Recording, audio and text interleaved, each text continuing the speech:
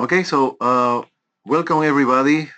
We will continue with our lectures or webinars in advanced anatomy physiology, and now is the turn to talk about the female reproductive system. My name is Dr. Guillermo Paredes, and we are going to just host today this webinar. So let's start. So today is talking about the female reproductive system. All right, so let's start from the very beginning.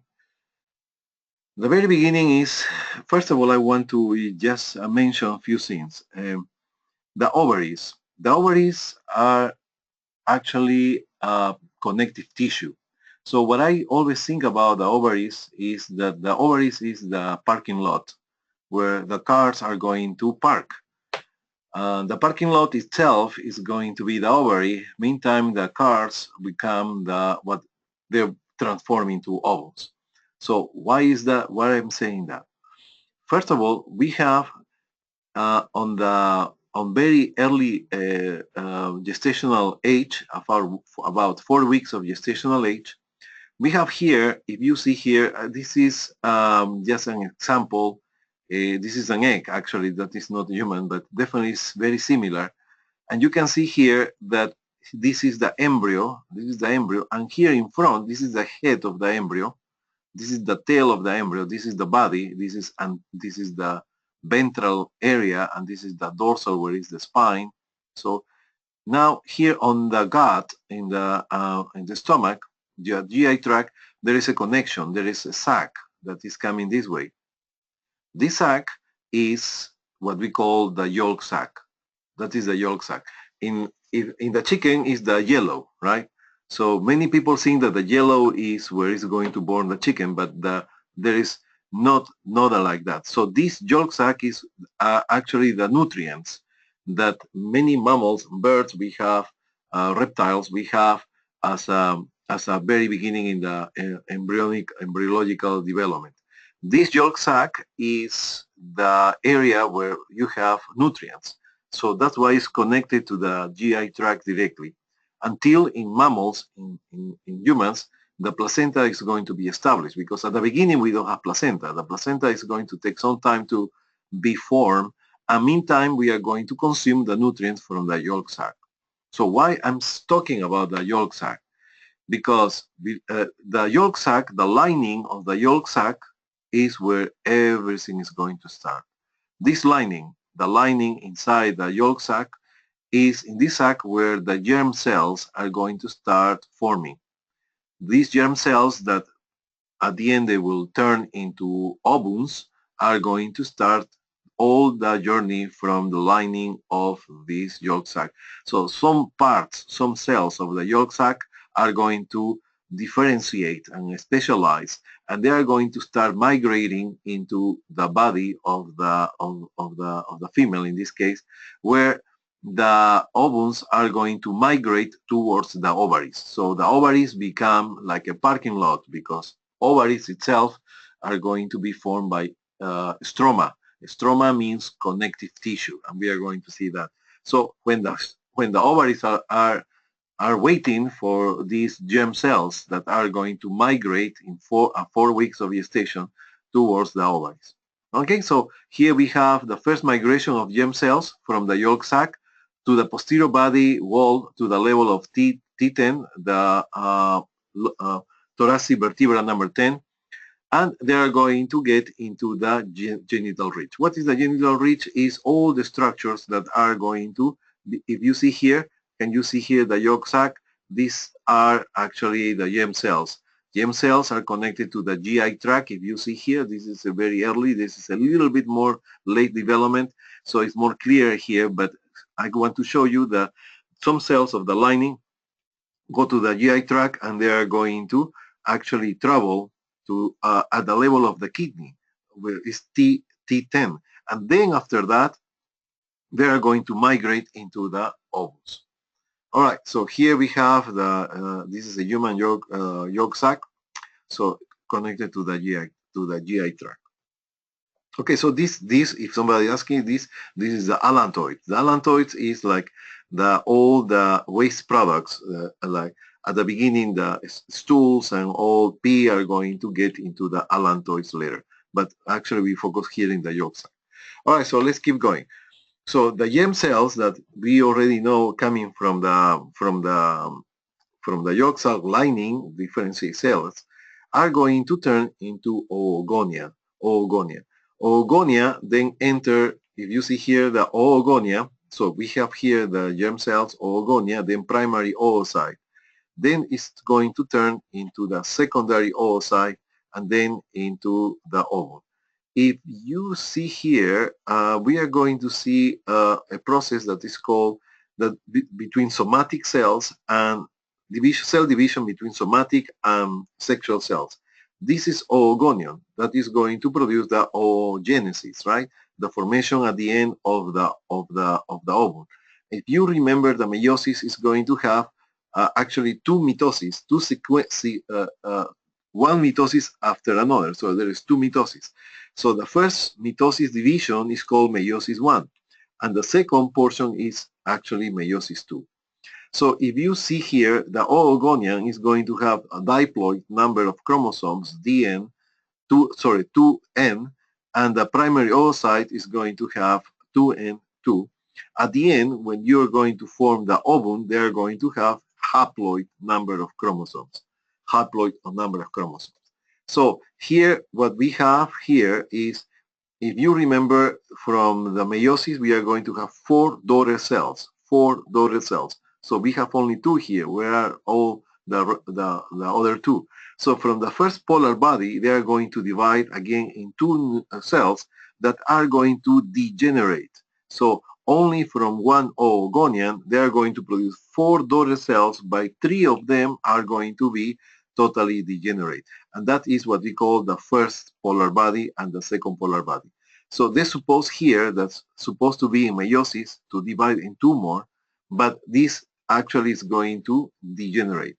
We have in the second meiosis, at the end we have one ovum that is going to be successfully ovulate. Let's put it that way. So that's why. So at the end, four daughter cells, three degenerate, one ovum is going to proceed. So we have meiosis type 1 and meiosis type 2. One thing I want to tell you ahead of time is meiosis 1. Meiosis 1 is where it's going to be a dormant state until we get, girls get into puberty. Meiosis 1. Meiosis 1. So then meiosis, when they start the puberty, that are going to lead into secondary oocyte. This secondary oocyte, they are going to enter into meiosis 2 only when the ovum is fertilized. When the ovum is fertilized, that is going to release the second polar body. And that is where you have N chromosome from the mother, N chromosome from the father. Again, so meiosis type 1 is going to be dormant until puberty, then start to wake up and the system, and they are going to produce the secondary oocyte. But this secondary oocyte is, in order to be ovum, they need to release the second polar body. And that do not happen until the spermatozoid find the ovum, okay? And that is in the fallopian tube, right? In the we have in the in the middle of the fallopian tube. All right. So here we have when the ovums are going to the germ cells are going to turn into oogonian.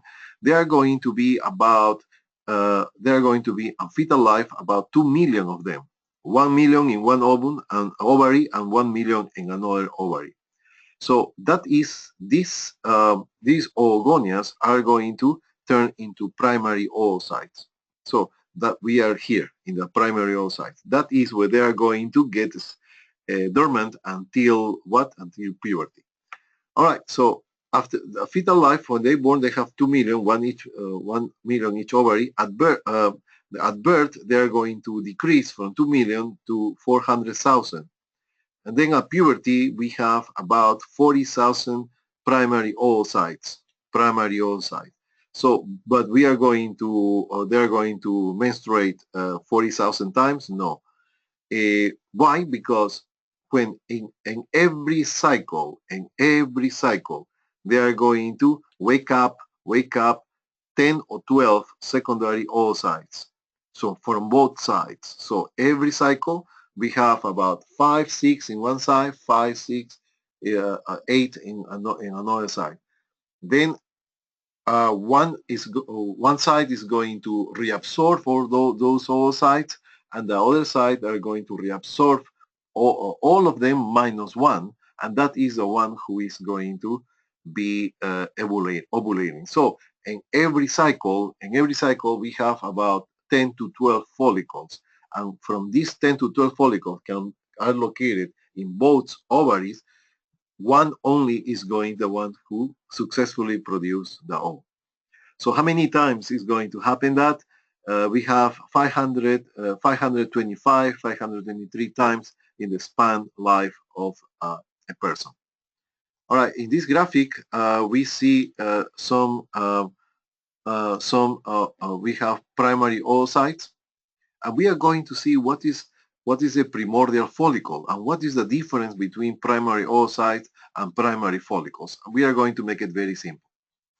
Look at this. So first of all, what I want to go here is the division of the ovary. So if you see the ovary, this is the ovary. The ovary is going to measure about 3 by 2 by 2. So it's like a area code 322. That is the size of an ovary. And the ovary is going to be divided into, if you see here the graphic, the cortical area or cortex, that is the outer area, and that is where all the follicles and primary and the oocytes, ovules, are going to be established. So in the peripheral area is going to be the cortex. And here we have in the middle, the medulla region, where we have veins and arteries. So what I want to pay attention here is, remember the tunica albuginea of the testicles? Yeah, so we have some whitish appearance of the ovary too. And this whitish appearance is going to be because of the tunica albuginea, covering the outer portion of the ovary. But that is not it. There is more that is important to remember here. All right, so here, if you see the follicles, the follicles is just, there are going to be, many are going to be dormant. 10, some of them, 10 or 12 are going to wake up, and they are going to get closer, bigger and bigger and closer to the surface. And that is going to, in order to get out from the ovary, the surface need to break up. Break down. So there are going to be an opening, and that produce some bleeding, some fluid coming out. We are going to explain that in a few moments. So it's actually, when they release the ovum, this portion is going to collapse and going to produce the corpus luteum that we will see now. All right, so we have the cortex, we have the medulla. The cortex is where all the follicles are. The medullary portion or medulla is going to be all the vessels and arteries. And we have this area. So don't get confused with the tunica albuginea. Tunica albuginea is a covering of the ovary, but on the top, we have the germinal epithelium. This germinal epithelium is what tissue? Epithelial tissue. And this is the origin for mostly of all cancers on the ovary. So this is the germinal epithelium. It's from here, from this layer, from these epithelial cells, is where we are going to have many of the cystoadenomas, we are going to have the Brenner's tumor, etc. So rhabdomyo sarcomas, they are going to be always coming from the germinal epithelium. Okay, all right, so let's start. The ovaries. The other name for ovaries are going to be called gonads, right? And where are the ovaries? The ovaries are located in an area called the Waldeyer's fossa. Waldeyer's fossa. Where is the Waldeyer's fossa? Is depression on the is on the lateral wall of the pelvis. That is where is located the ovaries, and it's going to be delimited by the broad ligament. Broad ligament is covering the whole, is covering the uterus, is going to cover the uterus, is going to cover the ovary. It's a membrane.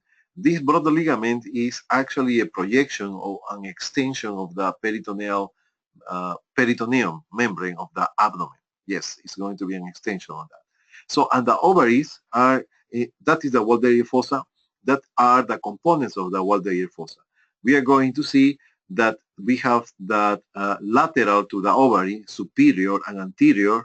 We don't need to know that especially, are the external iliac vessels. Posteriorly, medially, or lateral, we have the internal iliac vessels.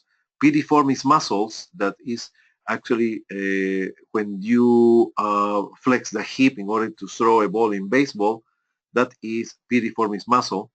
That is below the ovary, and the psoas muscle that is posterior to the ovary. So all this is the Waldeyer fossa. What you need to remember is just the names. Be familiar. We are not going to ask about what are the boundaries of the Waldeyer fossa, but just to give you an idea where is located the ovary. Okay, so here we have the medulla, here we have the cortex, and here we have the epithelium, the germinal epithelium. That this is cuboidal epithelium. It's like it's not like it's like cubes, like small squares cells of the cortex of the epithelium. All right, so this is a normal ovary. Okay, and these are actually the ovary. You can see here the follicles, the follicles. This is the ovary. This is the fallopian tubes. This is the ampulla. This is the fimbria. This is the ampulla. The ampulla is where the the spermatozoid is going to find the ovum. Okay, so that is the fimbria. Can you see is very close to the ovary, and they have fimbria like small fingers that are going to make a. They're going to have some contractility that are going to make a current of fluid, making attraction of the ovum at the time when the ovum is released, are going to get into the fallopian tube. All right, so let's keep going here. So we have here the oogenesis. Oogenesis is the formation of the ovum. Oocyte is a cell in the ovary that may undergo to meiotic division. So we have how many? We have about 40,000 oocytes waiting their turn in order to get mature and produce one ovum. Gamete is an ovum. So here we have the primary oocyte. We have, they are going to a primary oocyte getting mature. And look at this. This is typical meiosis, right? One mother cell, and we have 1, 2, 3, 4 daughter cells. And these daughter cells are going to be haploid in comparison to the mother that is diploid. So here we have the two consecutive mitosis, meiosis 1, mitosis, I said, meiosis 1, and mitosis 2, that is the meiosis 2. Okay, second meiosis. All right, so here we have all these first polar body that are going to give 2 daughter cells, but these are going to be reabsorbed. They are not going to progress. And here we have another that at the end is going to be one ovum coming out. All right, so here we have the ovaries and oocytes. Here we have the primary oocytes. They are going to grow the follicle, growing follicles. They are going to be primary follicle, secondary follicle, and the tertiary follicle that is actually what is going to secondary follicle that release the secondary oocyte. So this secondary oocyte didn't finish yet the meiosis. This is going to wait until the fertilization is happening, and then the meiosis is going to be completed. Here we have the corpus luteum, and this degeneration of the corpus luteum when the person is not pregnant is called the corpus albicans. Corpus albicans. All right, so let's start talking about the follicular cells and the oocyte. So look at this. This is a follicle. All this is a follicle. Okay, so if you see these cells are the stroma. The stroma. They're going to have some another functions later. We are going to explain that. But where is the oocyte? The oocyte is just this. All this area. Here inside we have the nucleus. So this is the oocyte. This is the guy who arrived to the parking lot and get into the ovary. And what are these guys? So these guys are part of the stroma. This stroma is the connective tissue of the ovary.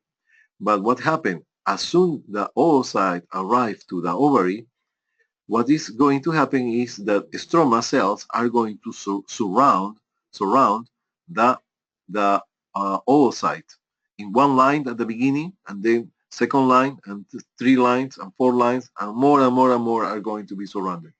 Those are going to be called the granulosa cells. The granulosa cells. So let me see if I have the name here. Okay, stratum granulosum. So that's what I want to just show you there. So what are the granulosa cells? These are the granulosa cells. Okay. All right. So one thing that we need, I want just to keep in mind. Let me see here. Just a moment. Okay. So of course it's not. Just a moment, please. I need to do the bold point. Okay. All right, so here we are going to see that these are the granulosa cells. We call them granulosa cells. Granulosa cells, granulosa cells. All right, so question, who produce estrogens and who produce progesterone, right? Is the oocyte? No, the oocyte do not produce the estrogens and progesterone. So this is the primary oocyte surrounded by granulosa cells that they are going to be called the follicular cells. Follicular cells. Those are, so what are follicular cells? The granulosa cells, these guys. So altogether, the oocyte, primary oocyte, plus the follicular cells or granulosa cells are going to be called a follicle. Okay, all right, so that is about. So just remember, the oocyte do not produce the estrogens and progesterone, are these guys, actually the granulosa cells, Okay, so let's keep going. So we have the primordial cells, the primordial follicles, and the primordial follicles this is the oocyte, this guy is the oocyte inside. These in yellow cells are the follicular cells or granulosa cells. Those are one line only. So that's why it's called primordial follicle. Then we have the primary follicle, and the primary follicle, the cells, if you see here, they are flat cells, they become cuboidal. And properly, we call now these granulosa cells. But we can still call the follicular cells. The follicle is follicular cells plus the primary oocyte. All right, so that everything is going to start, the waking up of the primary follicles are going to happen at the beginning and day one of the menstrual cycle. Menstrual cycle day one means the bleeding that is happening. In that case, what happened is your estrogen levels at the very beginning of the menstrual cycle go down. When they go down, that is going to give a positive feedback to the pituitary gland to produce or release the FSH. The FSH, the follicular, see, very suggestive name, follicular stimulant hormone, is going to stimulate the proliferation of follicular cells. In other words, the granulosa cells. Because at the beginning I said that your estrogen levels are very low in day one of the menstrual cycle. That is low levels of estrogen, positive feedback to the pituitary gland to produce FSH. FSH are going to stimulate the proliferation of granulosa cells or follicular cells to produce estrogens. So that is going to be happening in the first phase of the follicular phase of the ovary. We have two phases, right? The first 2 weeks, the follicular phase, and the second 2 weeks are going to be the luteal phase. That is the corpus luteum. That's why it's called luteal, because of the corpus luteum. Okay, so we have the secondary follicle, and if you see here, there is something interesting happening, right? if you see here, we have the follicular cells or granulosa cells, secondary follicle, that are going to be in more numerous. But what else we can see here? You can see some fluid in between the cells. This fluid in between the cells are produced by these cells. They are going to secrete some fluid. And this fluid, they are going to come together and they are going to start, it's like two drops of water. If you put two drops of water together, what happens? They are going to come together, right? So they are going to attract each other because they are polar molecules. And they are going to just create a cavity bit by bit. They are going to squeeze and push the other cells, and they are going to make a cavity that we are going to see soon in the next slides. Okay, so we have they're going to start forming the antrum. That is what we call the cavity. Let me see if I have it here. There you are. Let's use our imagination a little bit and look at this. This is the granulosa cells. These are the granulosa cells, but this space was not before there. So this was here. This was here. This was here. This was here. This space was not existing.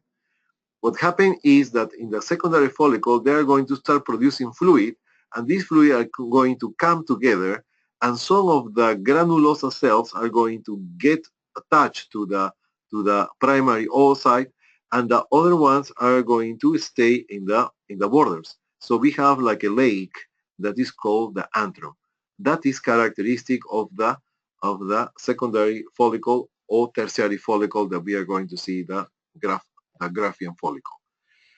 Okay, so here we have the follicular cells. We are going to see here that they are going to, I will draw try to be very careful here. This is the cell membrane of the primary oocyte, cell membrane. So now, so what is this kind of pinkish area, this area? This area is going to be called the zona pellucida. The zona pellucida. Here is the zona pellucida, and the zona pellucida is when the ovum is out of the ovary. They are coming out with the oocyte and the zona pellucida. And the zona pellucida is the one who allowed only one spermatozoid to get into the ovum. Okay, so these areas that is called the corona radiata. This is the corona radiata. Let me see if I have it here. No. Okay. So this area is the corona radiata, corona radiata, corona radiata, radiata. And this is the cumulus ophorus, cumulus ophorus, cumulus ophorus. It's writing down on the PowerPoint, so don't. So this portion, this area, see, is like a small port and a small how you say a landing area connecting to the granulosa cells. That is the cumulus ophorus, and this is the corona radiata. So what are those? Those are granulosa cells. So they just change name according to the location. That's all. The zona pellucida is very important. This is the time where the zona pellucida is going to be. It's like a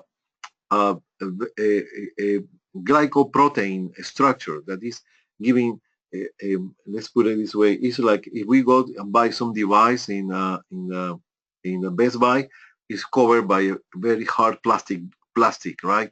So that is about the zona pellucida. The zona pellucida is actually a cover of the oocyte. All right, so here we have we have the follicle.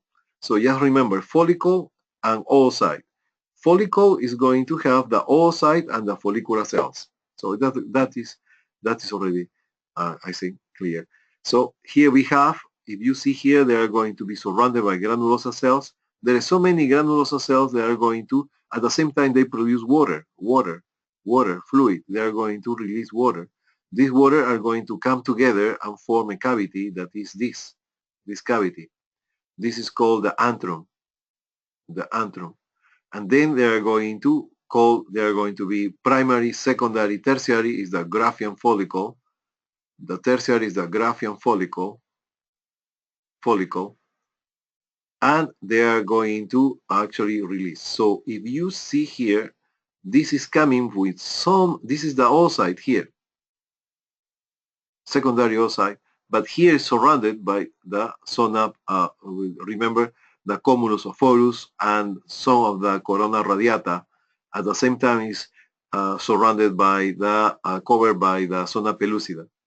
So this is the opening of the ovary, and this fluid, this called the follicular fluid, is going to go into the peritoneal cavity. Of course, because you remember the germinal epithelium of the ovary is epithelium. In order to make the ovum out of the ovary, they need to rupture that epithelium. So that is going to produce even a little bit of bleeding. It's like a skin, right? And plus this fluid. This fluid is going to go to in touch with the contact with the peritoneum in the pelvic cavity, and that's why we have women have during the mid-cycle pain, because they are going to irritate the peritoneum and produce this what we call Mittelsmerz. The Mittelsmerz. I don't know if somebody know German. Mittelsmerz means pain in the mid-cycle, pain of the mid-cycle. So some women can literally feel when they're ovulating. They can feel it. Not all of them, but some can. All right, so let's talk about the tech interna and the tech externa. So we already have here, this is the nucleus. So please, this is the nucleus of the oocyte. This is the cytoplasma. This is the, in blue here is the zona pellucida. Here is the, this is the corona radiata. Actually, there's some kind of mistake here. And this is the cumulus of forus. So cumulus of forus, corona radiata surrounded the oocyte. Here we have the granulosa cells with the antrum, that is a follicular. So, and what else we have here?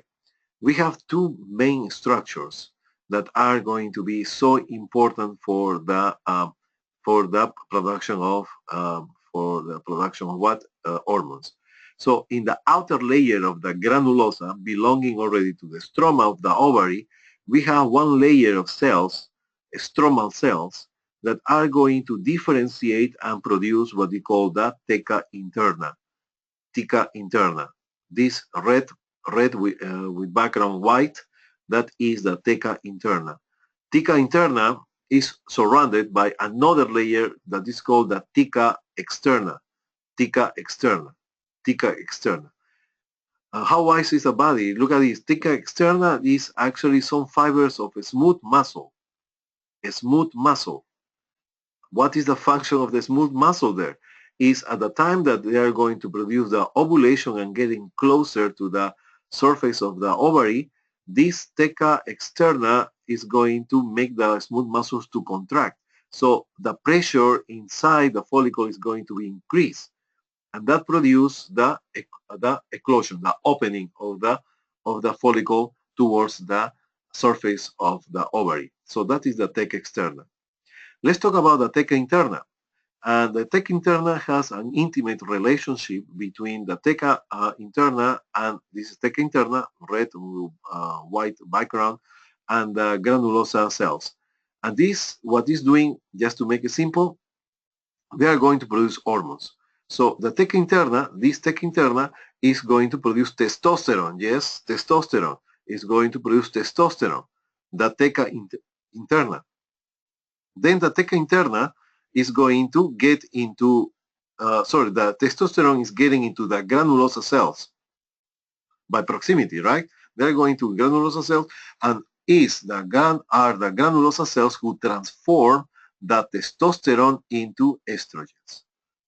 That is what is happening from the first day, in the middle cycle. They're going to in the first week and the second week, they are going to start having this theca interna, theca externa, and this theca interna produce testosterone. They go to the granulosa and they are going to produce the estrogens. Then after the ovulation happen, what we don't have the oocyte. The oocyte is gone. right? It's traveling towards the fallopian tubes. So all this fluid, so remember this fluid was coming out. So what happened with all this structure? They are going to collapse. And when they collapse, they are going to form the corpus luteum. Those are going to stay in the ovary. So corpus luteum, and the corpus luteum is going to produce, the teca interna produce actually the testosterone, and they are going to go into the granulosa, and they are going to produce now progesterone, progesterone. So in conclusion, the follicle, before it rupture and release the ovum, that is going to produce estrogens. And after the ovulation, they are going to produce progesterone. All right, so we already know about what is the function of the teca externa, so let's keep going. So let's go to the tertiary follicle. The tertiary follicle is the one who is just ready in order to go to take out off from the ovary. So here we have the nucleus. This black line is the cell membrane. This orange thick line is the zona pellucida, cumulus of forus, and the corona radiata is this, cumulus of forus is this. Radiata is called because it's like a round, like a ray. So that's why it's called radiata, around. So radiata, cumulus of forus, we have the granulosa cells, we have the antrum, and here we have the teca interna and the teca externa. Teca externa, these kind of loose lines, those are the teca externa and the teca interna. Okay, so let's keep going. So how big is going to be the follicles? The follicles are going to measure, you know that first of all, the ovum, when we release the ovum is the largest cell in the body, the largest. So you can see it with your bare eye, the ovum. How much is what is the resolution of our vision? If you have 1 millimeter, and you cut it in 10 parts, right? So for example, 1 centimeter. 1 centimeter have 10 millimeters. So take one piece of this millimeter and cut it in 10 times again. That is the minimum, is the size that you can actually minimum visualize some structure. And that is the size of the ovum. Okay? All right, so the follicle itself, so that is the oocyte, but how big is the follicle? The follicle you see here, if you see this is nice picture here, this white, what is that? Is the ovary. And this is coming out. It's coming out our Graafian follicle. So the teca externa is compressing, is making the smooth muscle contract, and this is going to become more tense. They are going to be released, and this is about 2.5 centimeters. So it's about 1 inch. 1 inch. 1 inch. And how many we have? Only one, right? So sometimes we have two. You can have twins, but I'm talking about the most common is that it's only one, and the rest where they are being reabsorbed. All right. So let's keep going. So physiology. Understanding the physiology and detailed anatomy of early gestation is essential to understanding the pathology changes in early pregnancy. So the function of the ovary, ovulation. What is doing the ovary? Production of estrogens, progesterone, testosterone, androgens, right? We are going to have the vascular endothelial growth factor. This is vascular endothelial growth factor. What is doing this is an hormone that make the uterus start to proliferate vessels because they are getting ready just in case, right? And the IGF, that is the insulin growth factor, insulin-like growth factor, that is actually making increase, is similar as the growth hormone. In this case, what is going to make is increase the number of the granulosa cells and some prostaglandins that we are going to talk another time. Follicle, so we have the ovarian cycle, the follicular, the ovulatory, and the luteal phase. Okay, follicular because it's the proliferation of the follicles. And the luteal is because we have the luteal, the LH. LH is the lutein hormone, that is increased after ovulation or produce the ovulation. LH produce the ovulation. And follicular phase is going to be affected by the FSH. FSH, follicular, and the luteal is going to be affected by the LH. Okay? All right, so we are going to see the feedbacks now. All right, so to make a small summary here, we are going to see, let me move my, okay. So here we have the follicular phase, and the luteal phase. This is related to what? To the ovary, right? Follicular, follicles, and luteal phase, corpus luteum, right? All right, so here we have, very simple, we are going to have estradiol that is very high in pregnant, fertile age women, because we have many estriol, estrone, estradiol. So estradiol is the common in the lab test. All right, so here we have the, if you see here the estrogens levels in blue, where are going to be the highest? Is before ovulation. Where is going to be the lowest? At the beginning of the menstrual cycle, what we just mentioned. The progesterone is produced by the corpus luteum. That is happening after ovulation. At the beginning, the progesterone is low, but what happened after ovulation? The progesterone starts to increase. All right, so this is estrogens, and we have the progesterone, two hormones here. Now, let's talk about the FSH and LH. Look at this. This is the FSH. The FSH is in red.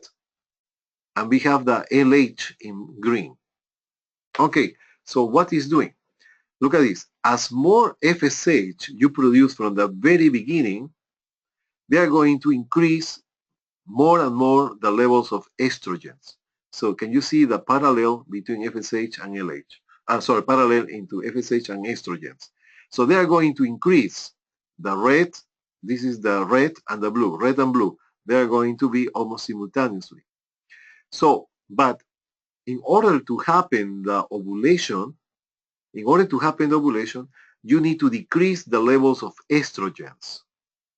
If you cannot decrease the level of estrogens, they are not going to. It's not going to happen. It's not going to appear the actually the LH. So the LH is the hormone in green that produces the ovulation. If you see here, the estrogens start to come down. It's going to start dropping, and then the LH is going to come out, up. So that is actually where is happening the ovulation. Applications about this is if a person is taking OCP, the oral contraceptive pills, what's supposed to have the oral contraceptive pills? They have mostly estrogens. And you take a pill every day. So your levels of estrogens are going to be always high, always high, always high. At the time that the ovulation should be happening, the estrogens should be going down. But with OCP, it's not going to happen. It's going to continue high. So the LH never will appear and will not have ovulation. There is no ovulation. There is no ovulation. So that's why OCP is going to be about 99.9% effective. And the problems with pregnancy is because they take the pill, you need to take the pill the same day of every day and the same day of the same hour of the day. Okay, so here we have, if you see here, we have the follicular phase. Here we have the follicle in the top. They're going to mature. They're going to get in the follicular graph. Can you see this is release the ovum? The other remainders are going to produce the corpus luteum. And this guy, corpus luteum, produce what? The progesterone. And you can tell here at the same level, progesterone start to climb. Progesterone. But here, at this time, they start to go down, and we are going to see the function of progesterone. The body find out that there is no pregnancy, so progesterone is not needed, and they are going to start getting down again. So at the beginning of the next cycle, all your hormones are down. All the estrogens and progesterones are in the minimum expression. Let's put it that way. All right. So now, ovarian cycle, we have the follicular phase. We already talked about that.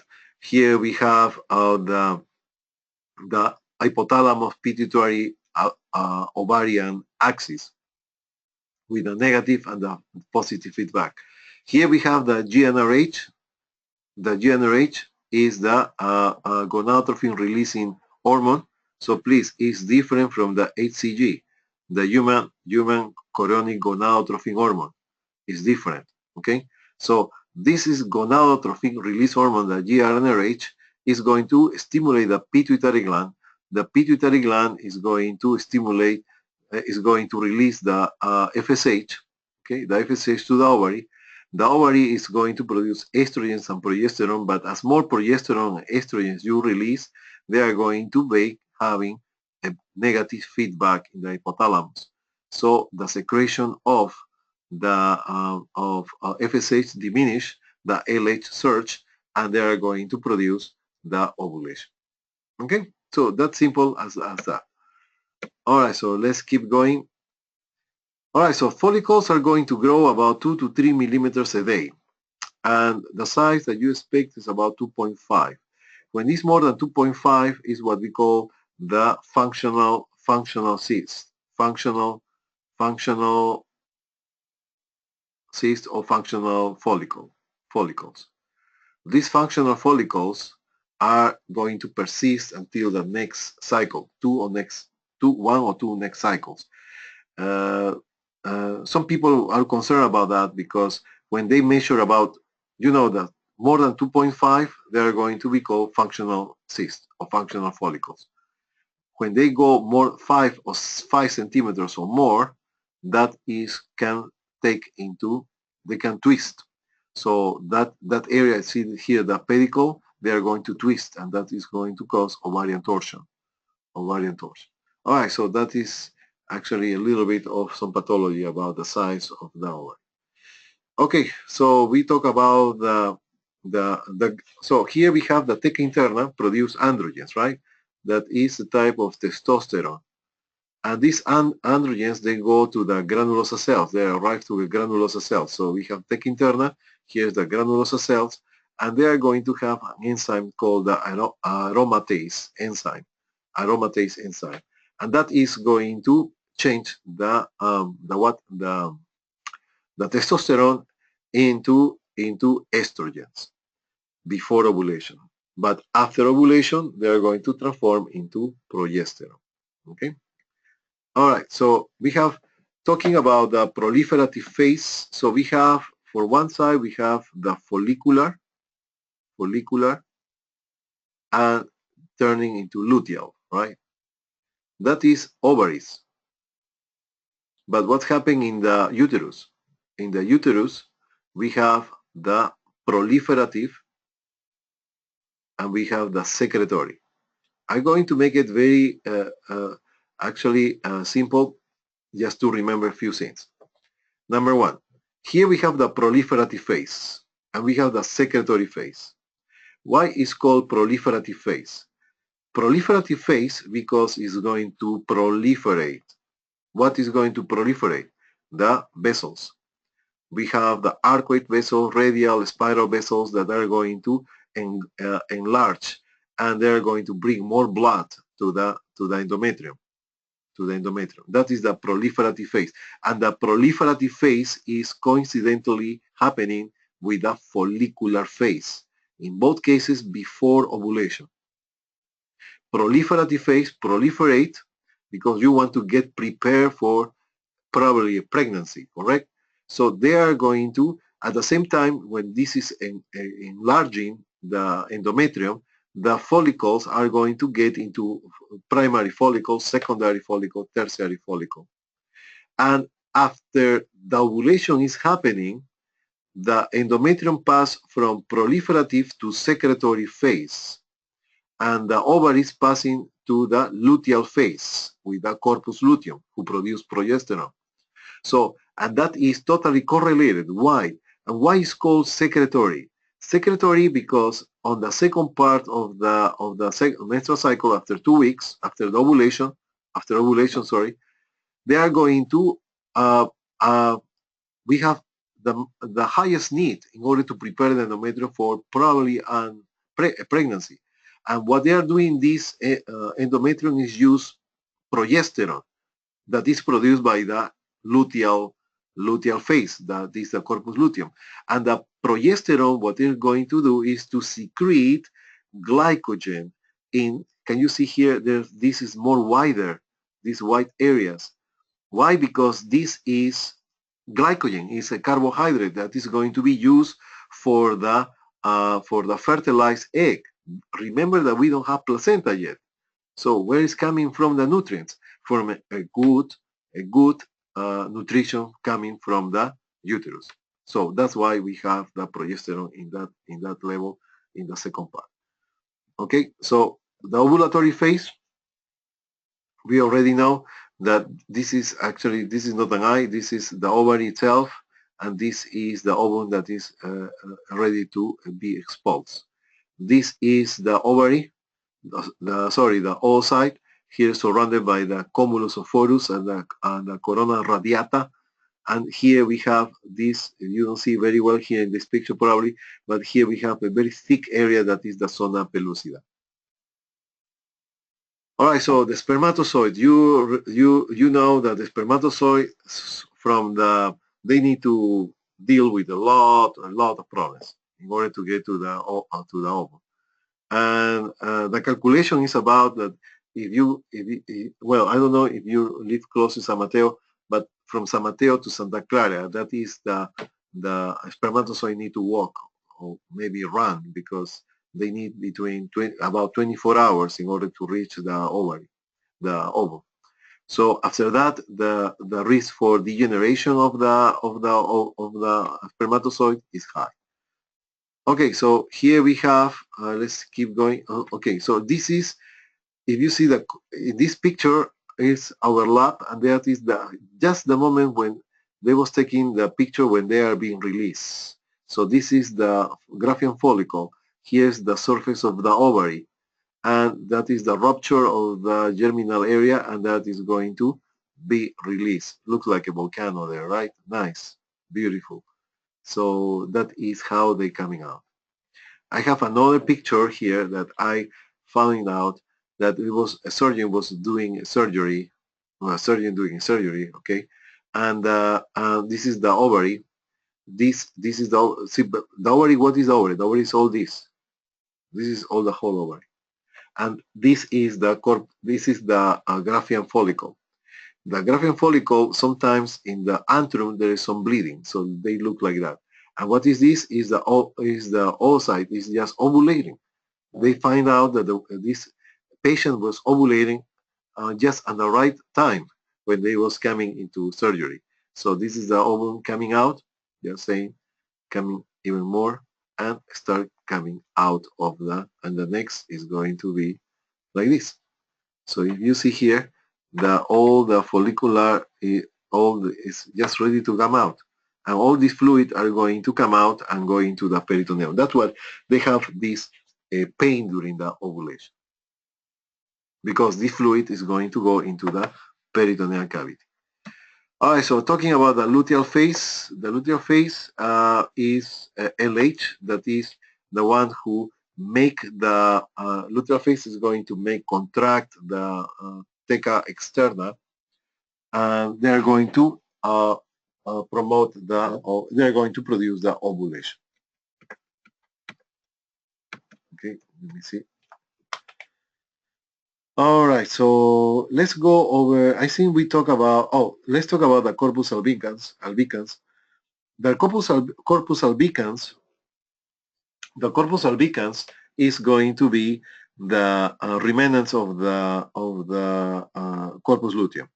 So the corpus luteum is going to produce progesterone, correct? The corpus luteum produce progesterone. Now, this corpus luteum are going to be doing progesterone, but what happens when when there is no pregnancy.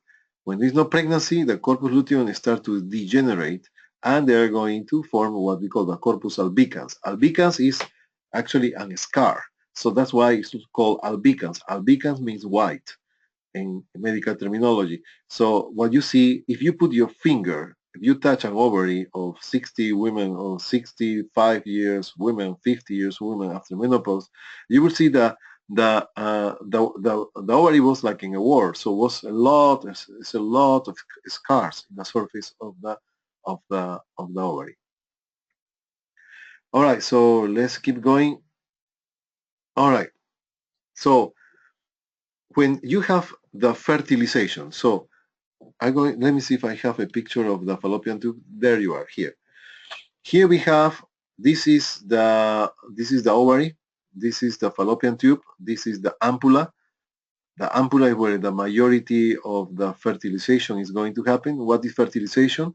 Fusion of the spermatozoid with the ovum, okay? There's a fusion, and that mostly happens here, in this area. Okay, so when they okay, my point is that I want you to tell me what hormone we measure in order to know if the person is pregnant or not. Okay, so which hormone is the estrogens? No. Progesterone? No. The gonadotropin or the GnRH? No. LH or FSH? No. So what we are going to use is the human chorionic gonadotropin hormone. The human chorionic gonadotropin hormone is going to produce where? When you have the spermatozoid and you have the ovum, they're going to produce a zygote, right? Zygote or ovum, or egg, sorry, fertilized egg. So this is going to, these cells are going to be called blastomeres. They're going to divide, and these cells are the one who are going to produce the HCG. HCG, the human chorionic gonadotropin hormone.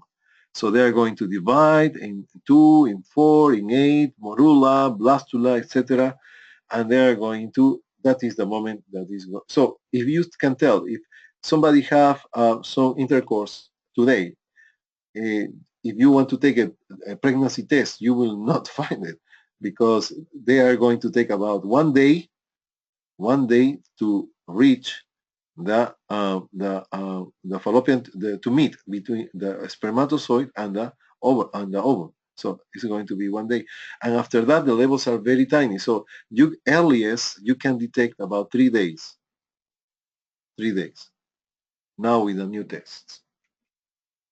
So just remember is the HCG. Okay, so all right, so let's complete here our here with the functions of the estrogens. All right, so estrogens is the first part of the menstrual cycle. And estrogens, we have the proliferative phase. Estrogens is coming from the follicular phase of the ovary. Follicular phase of the ovary produce estrogens, and these estrogens are going to make the uterus go into the proliferative phase, proliferation of vessels. So they are going to do many activities, many actions. Vaginal cervical mucus lubrication. In estrogens, if you remember, estrogen is a cousin, is a very close cousin of the aldosterone and cortisol. Okay, so they have similar chemistry. So estrogens can lead into increase of sodium and water. So that's why when you have the highest amount of estrogens in the mid-cycle, right? It's in the mid-cycle where estrogens are higher, retention more sodium. So that's why women at mid-cycle, they don't fit in their pants or the bra or the blouse, or they need to change a little bit of the drawer, right? So that is one of the effects of the estrogens. Distribution of fat deposit, that is going to be through in the long run, so in puberty. About puberty, by the way, puberty in United States is about 11 years, 0.7 years old. That is the average of the We are going to see that in a few, so a little bit ahead of time. So let's forget for a moment. Distribution of fat. So fat on the breast, fat on the hips, fat on the legs, whatever. That is function of the estrogen, right? The feminization, the feminization of the person. They are going to diminish the bone reabsorption. Very important, very important. So estrogens, you know that women after menopause, they suffer from osteoporosis. And why? Because they have less estrogens, menopause. In menopause, they don't produce more estrogens as they don't have the highest estrogens like before in the fertile age. Fertile age, they are going to have high levels of estrogens, and these high levels of estrogens diminish the bone absorption. So they are going to uh, protect against osteoporosis. So when you are going to somebody's menopause, estrogen levels go down, and they are not going to have this protection. So what happens? You start to have osteoporosis. Osteoporosis. It's known that women after 50 years old, they lose around 1% of the calcium, total calcium of the body. Imagine in 10 years, you have 10% of calcium loss. So how to diminish the process of how to do is just exercises. Exercises. Exercises is going to make the muscles have some strength of the stretch out the bone with the tendons, and that promote the deposit of calcium. Plus, you need to increase your supplement of calcium. Then we have the cardioprotective estrogens is going to be decreasing the bad cholesterol. And well, we call it's good, but is when in excess is become bad cholesterol is the LDL, and we have the good cholesterol is the HDL. HDL is taking cholesterol from the tissues to the liver, and LDL is going to take from the liver to the tissues. So we don't want deposits on the tissues when we eat in excess cholesterol. Anyhow, so what it's doing is a cardioprotective factor. Proof of that, heart attacks. Heart attacks or infarctus of the myocardium, they are going to produce, are going to be more frequent more often in males than females. Okay, more often. Why? Because women in fertile age, they have this protection. So they have good high cholesterol, a very low LDL. Now, the problem is when is menopause. In menopause, this cardioprotection is gone. And what happened is the number of infarctions between female and male are going to become even after women is getting menopause. Serum albumin. Serum albumin is so important because we have mostly, this is a relation to the retention of water because albumin love water. But another thing, when you are taking some medications, for example, you're going to take T3 and T4, for example, only the T3 and T4 that you take, that is for hypothyroidism, right? For hypothyroid. If you take T3 and T4, only the free T3 is the one who make effect. Free T3. So that means that the hormone T3 in blood that is not attached to anything. But if you have estrogens, you increase the levels of protein, they are going to be more, they're going to be less free T3 because the rest is going to be attached to the albumin. Albumin is like a taxi driver. It's going to take all medication, nutrients together to certain parts of the body. But here, this medication, in this case, what happened is you need to increase the dose of medication in the patient. Another important thing, so if you take OCP that is based on estrogens and you smoke, that is very dangerous because that is going to produce thrombosis. Thrombosis. They can lead into strokes. So that's why it's telling you, because the estrogens are going to increase the platelet aggregation. Platelet aggregation, just to make a small summary here, we have primary coagulation and secondary coagulation. The primary are the platelets, and the secondary are the clot factors, right, from the liver. So this is going to make the platelets to aggregate faster and whatever reason. And that is going to increase your risk for some strokes. Okay? Progesterone. So that is about estrogens. Progesterone is going to prepare the uterus for pregnancy. What is doing this here? This is the proliferation, but the progesterone, what is doing is the secretory phase. They are going to secrete glycogen, and they are going to even accelerate the proliferation of these vessels.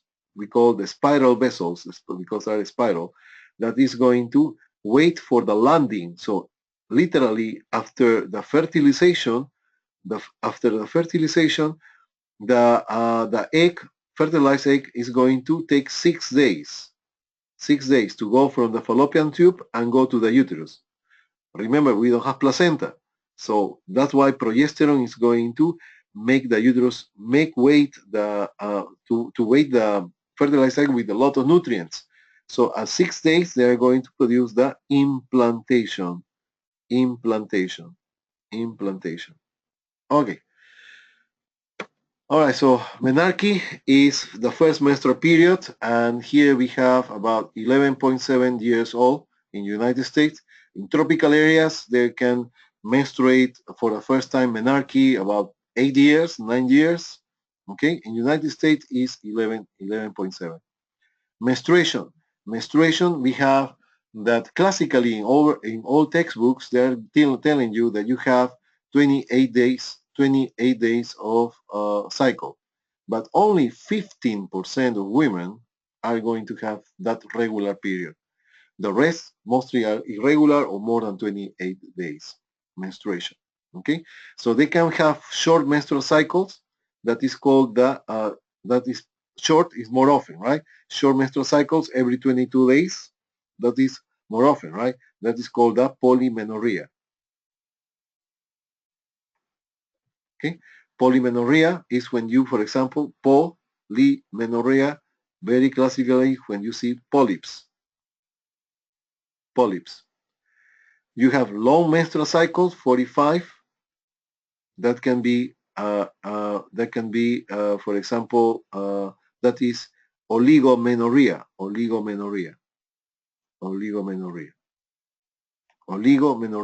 means few. Menopause, we have average in the United States 51.2 years old. At 55, all women are menopause. All women are menopause 55, but 51.2 is the average.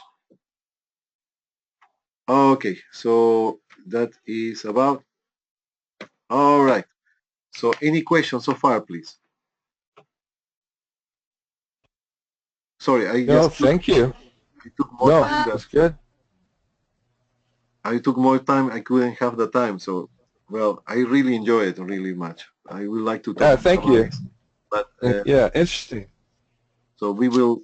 All right. Thank you so much, Sarah. Any question? Nope, I'm good, Dr. G. Okay, lady. So thank you so much for your attending to the webinar. I'm going to record it and I'm going to post it, and you will be just ready. Please, I want just to let me know if you have some suggestions about the final, so we can create some time and some review, so we can create another webinar at any time. So just feel free to make the suggestions, and I will answer as soon as possible. Okay, sounds good. Thank you so Thank you. much. Okay, Have a Joe. good Muchas night. gracias. Thank you so much. Gracias, sir. All I'll right. see you later. See you later. Bye. Bye-bye. Have a good night. Good night. Night, sir.